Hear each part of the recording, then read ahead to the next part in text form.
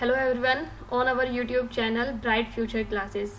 आप सभी लोगों का, आप सभी बच्चों का हमारे ब्राइट फ्यूचर क्लासेस में स्वागत है। और हम हमारे साइंस की क्लास का लेक्चर नंबर 2 शुरू कर रहे हैं। और जैसा कि हम सबको पता है कि इसमें हम केमिस्ट्री शुरू कर चुके हैं। केमिस्ट्री का चैप्टर नंबर 1 हमने शुरू कर दिया था। कल के लेक्चर आपको मिल गए हैं, आप उसे देख सकते हैं। जिसने नहीं देखा है, हमने वो चैप्टर शुरू कर दिया है, केमिकल रिएक्शंस एंड इक्वेशन। और कल मैंने आपको उसमें बहुत सारी चीज़ें बता दी थी, इंपॉर्टेंट चीज़ें जो थी चैप्टर नंबर 1 की, कि केमिकल रिएक्शंस क्या होती हैं। फिर हमने ये भी देखा था कि केमिकल रिएक्शंस में बैलेंस करना सीखी थी, केमिकल रिएक्शंस को कैसे बैलेंस किया जाता है। अगर किसी ने कल की क्लास नहीं ली है तो मैं रिक्वेस्ट करती हूँ कि आप पहले कल की क्लास ले लें, तभी आपको आज की क्लास समझ में आ पाएगी। तो हमने कल देखा था, थोड़ा सा रिवीजन बताती हूँ क्या हुआ था कल हमने केमिकल रिएक्शंस देखी थी। फिर मैंने आपको बताया था कि हम कैसे ऑब्जर्व करेंगे कि केमिकल चेंज हुआ है या नहीं हुआ, उसे हम कैसे कहेंगे कि केमिकल रिएक्शन है। फिर मैंने आपको केमिकल इक्वेशंस कैसे लिखते हैं कि हम पूरे डिटेल में ना लिखें किसी को, और नॉर्मली हम केमिकल इक्वेशंस में लिख सकें by using the word equation और फॉर्मूला इक्वेशन। हमने पहले वर्ड वाला सीखा, फिर हमने देखा कि हम इन्हें और भी शॉर्ट फॉर्म में लिख सकते हैं, शॉर्टेस्ट वे में लिख सकते हैं इन फॉर्मूला मेथड। देन हमने बैलेंस करना सीखा, और मैंने आपको बताया था कि जो केमिकल रिएक्शंस को बैलेंस करने का जो फिनोमिना है, ये किस पर बेस्ड है, ये law of conservation of mass पर आधारित है। तो ये जो है बिफोर द केमिकल रिएक्शन और आफ्टर द केमिकल रिएक्शन जो रिएक्टेंट्स और प्रोडक्ट का मास है वो इक्वल होना चाहिए, तभी वो बैलेंस्ड केमिकल इक्वेशन होती है इस लॉ के अकॉर्डिंग। तो हमने कल देखा था, और साथ ही साथ हमने ये भी देखा था कि अगर कोई इक्वेशन बैलेंस्ड नहीं है, आपको कोई इक्वेशन अनबैलेंस्ड इक्वेशन दी जाती है, तो आप उसे कैसे बैलेंस करेंगे, उसके लिए कुछ स्टेप्स थे, ये 3-4 स्टेप जो हमें ध्यान में रखने हैं। तो ये सारी चीज़ें हमने देख ली थी। आज हम देखते हैं कि इससे रिलेटेड आप कुछ NCERT, अगर आप लोगों ने NCERT पढ़ी होगी तो आपको मैं सजेस्ट करूंगी कि NCERT की जो PDF है, NCERT के चैप्टर नंबर 1 की PDF भी टेलीग्राम पर अपलोड कर दी गई है। तो आप हमारे टेलीग्राम चैनल से उसको खोलिए और उसको एक बार पढ़ लीजिए। जितना आपको पढ़ाया जा रहा है डेली, उतना आप डेली पढ़िए, जिससे कि कोई भी बाद में प्रॉब्लम ना हो। और जो भी अगर आपको कोई और डाउट क्रिएट होते हैं पढ़ते समय, आपको लगता है कि ये वाली चीज़ क्लियर नहीं हुई है, तो आप हमें कमेंट सेक्शन में लिख के बताइए, जिससे कि हम उस प्रॉब्लम को नेक्स्ट लेक्चर में समझा सकें। चलिए, अब अगर आप अपनी बुक खोलेंगे तो जो कल मैंने चीज़ें बताई थी वो यहाँ तक फिनिश हो गई थी। और अगर आप अपनी बुक खोलते हैं तो उसमें कुछ क्वेश्चंस दिए हुए हैं। चलिए मैं आपको खोलती हूँ।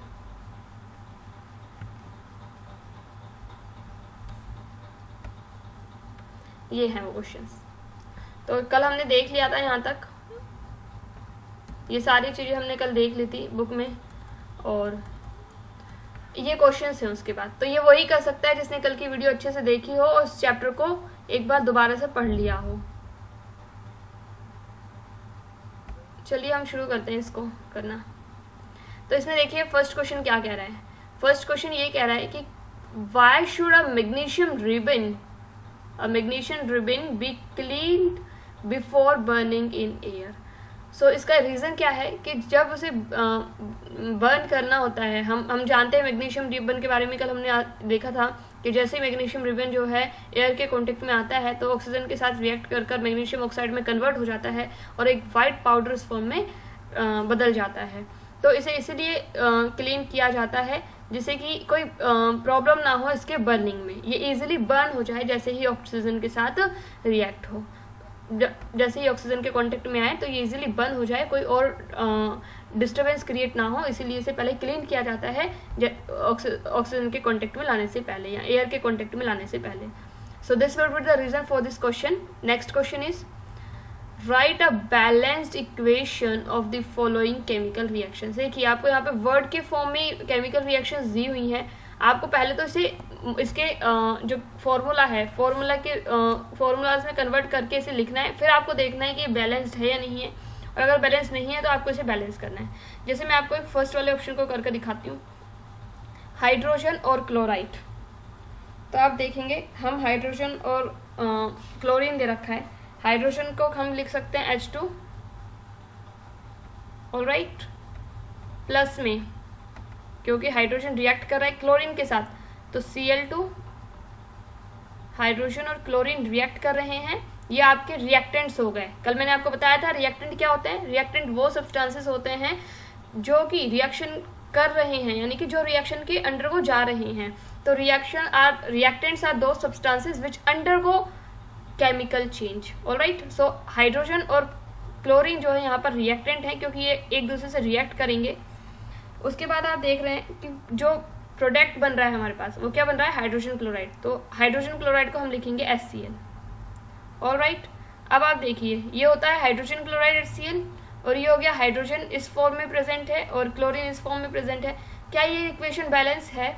जी नहीं। आप देख सकते हैं यहाँ पर हाइड्रोजन के 2 मॉलिक्यूल्स हैं, यहाँ पर क्लोरीन के 2 एटम्स हैं। 2 एटम्स हाइड्रोजन के हैं, 2 एटम्स क्लोरीन के हैं। पर यहाँ देखेंगे प्रोडक्ट में तो 1 एटम हाइड्रोजन का है और 1 एटम ही क्लोरीन का है, तो ये बैलेंस नहीं है।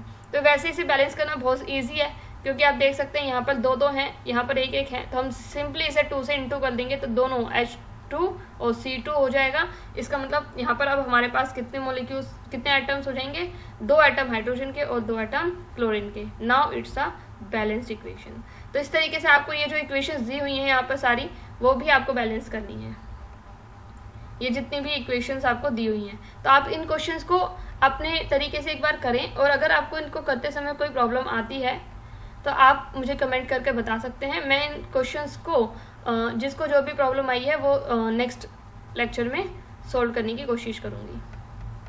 चलिए थर्ड क्वेश्चन देखते हैं। इसी तरीके से आपको ये सारे करने हैं। ऑलराइट, थर्ड क्वेश्चन में क्या करना है,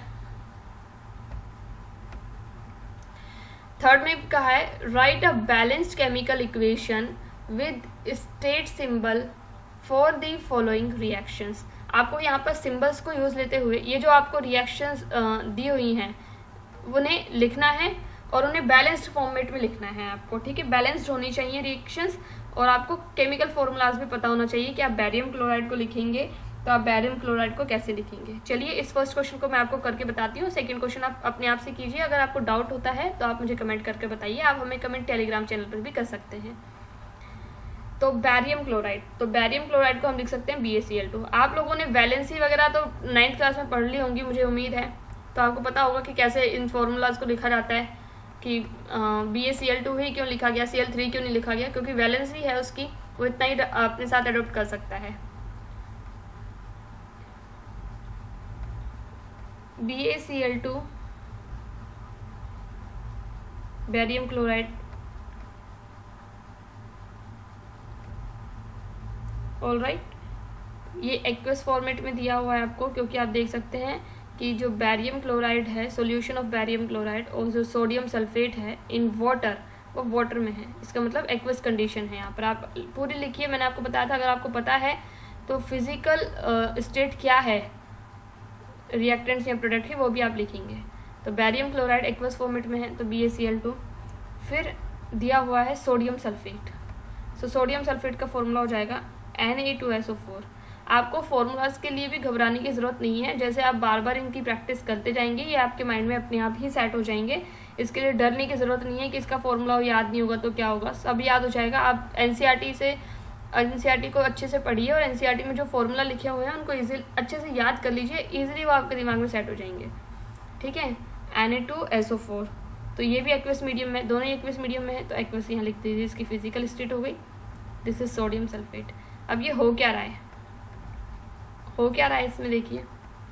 तो बैरियम क्लोराइड और सोडियम सल्फेट का सॉल्यूशन है, ये दोनों सॉल्यूशन है इसका, सोडियम सल्फेट का और बैरियम क्लोराइड का। ये रिएक्ट करते हैं, react to give insoluble barium sulphate and a solution of sodium chloride. ये जब रिएक्ट करते हैं एक दूसरे के साथ तो प्रोडक्ट क्या बनता है, एक इनसोल्यूबल बैरियम सल्फेट बनता है। बैरियम सल्फेट क्या होता है, BaSO4। बैरियम सल्फेट क्या होगा, BaSO4।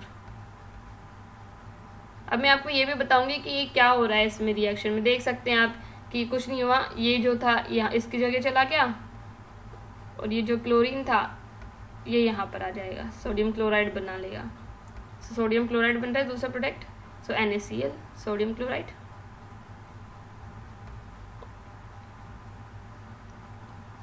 ऑलराइट, ये इक्वेशन है, ये रिएक्शन हो रही है। ठीक है, सो अब आप देखिए इसमें क्या सारी चीज़ें बराबर हैं? Ba एक ही है, बैरियम एक ही है, यहाँ भी एक है, चलिए तो ठीक है। क्लोरीन देखते हैं, क्लोरीन यहाँ पर 2 हैं पर यहाँ पर एक ही है, तो ये बैलेंस नहीं है। यहाँ पर सोडियम 2 हैं पर ये यहाँ पर सोडियम सिर्फ एक ही है, तो इसका मतलब क्लोरीन भी यहाँ 2 हैं रिएक्टेंट्स में, सोडियम भी यहाँ 2 हैं, लेकिन यहाँ पर ये दोनों एक एक हैं, ठीक है। इसका मतलब ये बैलेंस नहीं है, तो हमें बैलेंस करना पड़ेगा। SO4 देखिए, ये जो सल्फेट आपको दिख रहा है, ये सल्फेट यहाँ पर भी SO4 ही है, यहाँ पर नंबर में कोई चेंज नहीं है। इसका मतलब आपको यहाँ छेड़छाड़ नहीं करनी है, सिर्फ इन दोनों को बैलेंस करना है, क्योंकि रिएक्टेंट्स में ये 2-2 हैं और प्रोडक्ट में ये एक एक आ रहा है। इसमें भी आपको, जैसे हमने यहाँ पर इस वाले रिएक्शन में किया था हाइड्रोजन और क्लोरीन के साथ, सिमिलरली यहाँ भी आपको 2 से इंटू कर देना है। तो अब आप देखेंगे कि 2 ही सोडियम है और 2 ही क्लोरीन है, तो ये बैलेंस इक्वेशन होगी। इस तरीके से आपको नेक्स्ट इक्वेशन भी करनी है। आई होप कि आपको इस क्वेश्चन को कैसे करना है ये समझ में आ गया होगा, और अगर आपको फिर भी क्वेश्चन करते समय कोई प्रॉब्लम होती है तो जैसा कि मैंने आपको बताया, आप मुझे कमेंट कीजिए और मैं आपकी इस प्रॉब्लम को नेक्स्ट लेक्चर में डेफिनेटली दूर करूँगी। चलिए अब हम चलते हैं हमारे आज के टॉपिक्स पर। तो कल जो हमने टॉपिक्स पढ़े थे, मुझे उम्मीद है कि आपको समझ में आ गए होंगे, और आज हम जो टॉपिक पढ़ रहे हैं, इसी चैप्टर का नेक्स्ट टॉपिक, वो भी बहुत इंपॉर्टेंट है। आज हम शुरू कर रहे हैं टाइप्स ऑफ केमिकल रिएक्शन। एक एक केमिकल रिएक्शंस को मैं अच्छे से, बहुत ही इजी वे में आपको समझाऊंगी कि कैसे कैसे केमिकल रिएक्शंस होती हैं और किस किस तरीके की केमिकल रिएक्शन होती हैं। चलिए शुरू करते हैं। सो टाइप्स ऑफ केमिकल रिएक्शन में हम सबसे पहले पढ़ने जा रहे हैं कॉम्बिनेशन रिएक्शन। देखिए बच्चों, अब जब भी कोई केमिकल रिएक्शन होगी तो ये सिंपल सी बात है कि जो रिएक्टेंट है वो प्रोडक्ट में कन्वर्ट हो जाता है। यानी कि जो भी रिएक्टेंट्स हैं, रिएक्टेंट 2 भी हो सकता है, 3 भी हो सकते हैं, मतलब कि जो भी आपस में मिलकर रिएक्शन कर रहे हैं उन्हें हम रिएक्टेंट्स बोल रहे हैं, वो क्या होते हैं? प्रोडक्ट में कन्वर्ट होते हैं। और ये क्यों होता है? हम देखते हैं कि इसमें बॉन्ड्स जो होते हैं, जैसे कि मैं आपको सिंपल बताती हूँ, जैसे कि सोडियम है और क्लोरीन है, ऑलराइट। ये जब आपस में रिएक्शन करते हैं, तो क्या बनाते हैं? सोडियम क्लोराइड बना देते हैं, सोडियम क्लोराइड बनाते हैं, NaCl में बदल जाते हैं। तो इसका मतलब क्या हुआ? जो ये नॉर्मल स्टेट में थे उससे कन्वर्ट होकर इन दोनों ने आपस में क्या बनाई है? बॉन्ड बना लिए हैं। देखिए जब चैप्टर 4 हम पढ़ेंगे उसमें हम देखेंगे कि बॉन्ड जो बनते हैं वो कितने तरीके से बनते हैं और कैसे बनते हैं। अभी बस आप ये समझिए सिंपल ही कि ये क्या हो रहा है, यहाँ पे बॉन्ड बन रहे हैं, सोडियम और क्लोरीन के बीच में बॉन्ड बना एक, और जिससे कि दोनों एक दूसरे के पास आ गए और सोडियम क्लोराइड में बदल गए। इसका मतलब यहाँ ये हमारा प्रोडक्ट है और यहाँ पे ये दोनों रिएक्टेंट्स थे। तो इन दोनों रिएक्टेंट्स में क्या हुआ? बॉन्ड का फॉर्मेशन हुआ और एक नया बॉन्ड बना, जिसकी वजह से क्या बना? हमारा एक प्रोडक्ट बन गया। इस तरीके से सारी केमिकल रिएक्शंस होती हैं। किसी में बॉन्ड्स टूटते हैं और किसी में बॉन्ड्स बनते हैं। तो नए बॉन्डों का बनना, पुराने बॉन्डों का टूटना, इसी को ही केमिकल रिएक्शंस कहते हैं। आई होप कि आप समझ चुके होंगे। केमिकल रिएक्शन में कुछ नहीं होता है, breaking of bonds and making of bonds between the atoms to produce a new substance. So this is a chemical reaction. तो यही चीज़ें अब जब जितनी भी केमिकल रिएक्शंस मैं आपको समझाने जा रही हूँ, उन सभी में यही चीज़ें होने वाली हैं। तो आपको इजी वे में सिर्फ समझना है कि या तो कुछ चीज़ टूटेगी 2 टुकड़ों में या फिर वो जुड़ जाएगी। सिंपल मैनर में अगर मैं बताऊँ तो आपको। चलिए अब हम शुरू करते हैं first chemical reaction, combination reaction.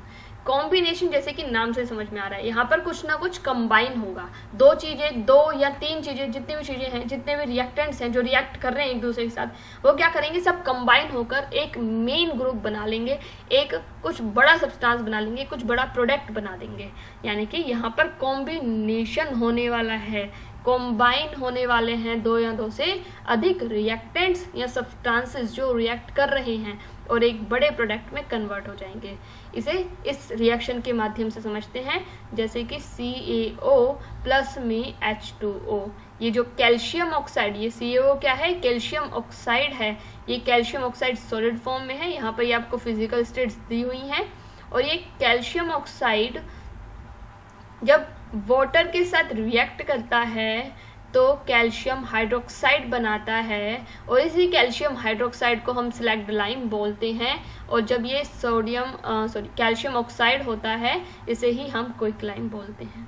ये आपको पता होना चाहिए, ये इनके कॉमन नेम है। क्विक लाइम क्या होता है, क्विक लाइम कैल्शियम ऑक्साइड होता है। अगर आपसे कोई पूछे कि सिलेक्ट लाइम क्या होता है, तो कैल्शियम हाइड्रोक्साइड सिलेक्ट लाइम होता है। यानी कि मैं कह सकती हूँ, जब क्विक लाइम वाटर के साथ मिल जाता है या वाटर के साथ रिएक्ट कर जाता है तो सिलेक्ट लाइम बनता है, यानी कि कैल्शियम हाइड्रोक्साइड बनता है। अब आप देखिए, यहाँ पे कुछ नहीं हुआ है, इसमें सिर्फ आपको इन तीन चीजों को देखना है।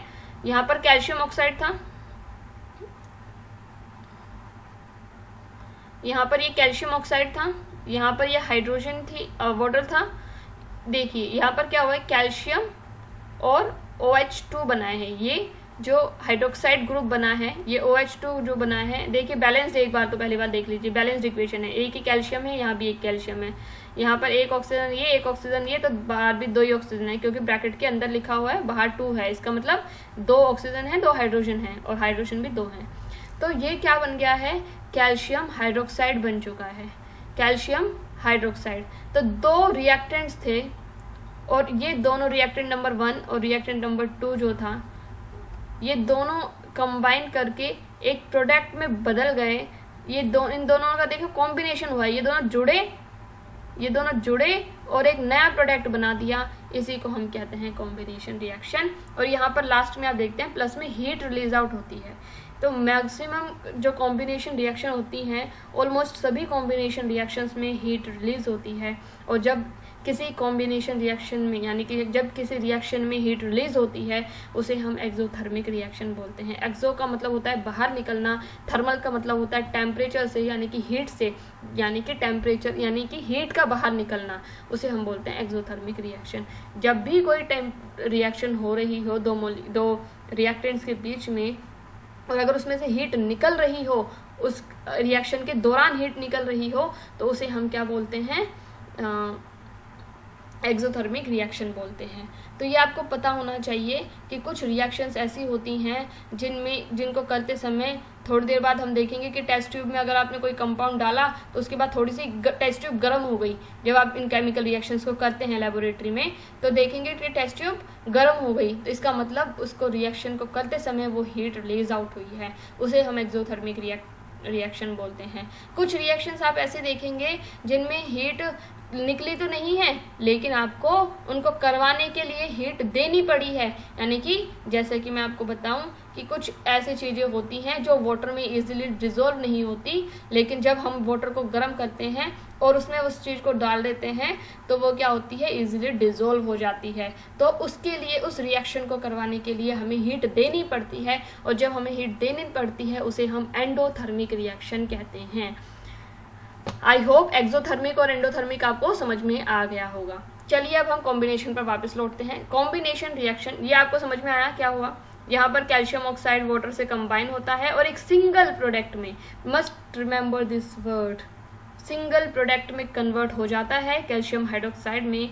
सच a reaction in which the single product is formed from the 2 और more reactants is known as a combination reaction. अब मैं आपको एक चीज़ और बताती हूँ, मैं आपको कैल्शियम कार्बोनेट के बारे में, अब ये जो आपको कैल्शियम हाइड्रोक्साइड बना है इसके बारे में और कैल्शियम कार्बोनेट के बारे में बताती हूँ। बहुत इंटरेस्टिंग टॉपिक है ये भी। एक आपको पता होना चाहिए कि जब हम प्लास्टर ऑफ पेरिस या फिर मैं आपको कहूँ कि घर पे जब हम पुट्टी वगैरह करवाते हैं, यानी कि जब आप वाइट वॉश कराते हैं अपने घर को, अपनी वॉल्स को, दीवारों को, अपने घर की दीवारों को जब आप वाइट वॉश कराते हैं, तो हम ये जो हमारा अभी प्रोडक्ट बना था ना लास्ट रिएक्शन में, ये कैल्शियम हाइड्रोक्साइड जिसे हम बोल रहे थे सिलेक्ट लाइम, इसी को यूज़ में लेते हैं, इसी से कराते हैं। तो होता क्या है, ये जो कैल्शियम हाइड्रोक्साइड है, इसको जब वाइट वॉश किया जाता है वॉल्स पर, तो कुछ समय बाद हम जानते हैं हमारे एटमॉस्फेयर में कार्बन डाइऑक्साइड प्रेजेंट है 0.003। ऑलराइट, तो ये जो कार्बन डाइऑक्साइड हमारे एटमॉस्फेयर में प्रेजेंट है, हमारी एयर में प्रेजेंट है, तो जैसे ही ये जब हम प्लास्टर ऑफ पेरिस मतलब जब हम जैसे ही हम उस वाइट वॉश कर देते हैं हमारी वॉल्स को, तो उससे क्या होता है, जैसे ही ये सराउंडिंग एयर के जो उपस्थित कार्बन डाइऑक्साइड है उसके कांटेक्ट में आती हैं, तो ये धीरे धीरे कन्वर्ट होने लग जाती हैं कैल्शियम कार्बोनेट में। और हम देखते हैं कि 2 से 3 दिन बाद, जैसे ही आपने वाइट वॉश किया अपनी वॉल्स को, तो 2 से 3 दिन बाद वो शाइनी फिनिशिंग वॉल के रूप में अपीयर होती हैं, शाइन करने लग जाती हैं वो वॉल्स। ठीक है, वो इसीलिए क्योंकि ये जो कैल्शियम हाइड्रोक्साइड था वो धीरे धीरे कैल्शियम कार्बोनेट में कन्वर्ट हो जाता है। आई होप ये आपको समझ में आया होगा। तो कैल्शियम हाइड्रोक्साइड कन्वर्ट हो जाता है कैल्शियम कार्बोनेट में after reacting with carbon dioxide present in our environment. Alright, दूसरी बात आपको ये पता होना चाहिए कि जो हमारा मार्बल होता है उसका भी केमिकल फॉर्मूला कैल्शियम कार्बोनेट ही होता है, CaCO3 ही होता है। तो आपको अगर कोई 1 वर्ड क्वेश्चन में पूछ ले कि केमिकल फॉर्मूला क्या है मार्बल का, तो वो कैल्शियम कार्बोनेट है, ये आपको पता होना चाहिए, कैल्शियम कार्बोनेट। नेक्स्ट, जैसा कि मैंने आपको बताया, जब कोई केमिकल रिएक्शन हो रही हो और उसमें से हीट रिलीज हो रही हो, उसे हम एक्सोथर्मिक केमिकल रिएक्शन कहते हैं। जैसे नेचुरल गैस का बर्न होना, नेचुरल गैस में मोस्टली होता क्या है, मिथेन होती है नेचुरल गैस में मोस्टली। तो मिथेन जब ऑक्सीजन के साथ बर्न होती है तो CO2 और H2O में कन्वर्ट हो जाती है, प्लस में कुछ हीट भी रिलीज आउट होती है। इसी को हम क्या कहते हैं, ये एक एक्सोथर्मिक रिएक्शन का एग्जाम्पल है। चलिए दूसरा एग्जाम्पल समझते हैं। इसे हम और अच्छे से जब हम बायोलॉजी पढ़ेंगे और उसमें रेस्पिरेशन पढ़ेंगे और डाइजेशन वाला प्रोसीजर देखेंगे कि कैसे ग्लूकोज जो है उसका डाइजेशन होता है प्रॉपर और हमें कैसे उससे एनर्जी मिलती है, वो सब हम बायोलॉजी वाले चैप्टर में डिटेल में पढ़ेंगे। अभी यहाँ पर सिर्फ इतना समझिए कि हम जानते हैं कि हमें जिंदा रहने के लिए हमें एनर्जी की ज़रूरत है, और वो एनर्जी हमें सिंपली फूड से मिलती है जो हम खाते हैं।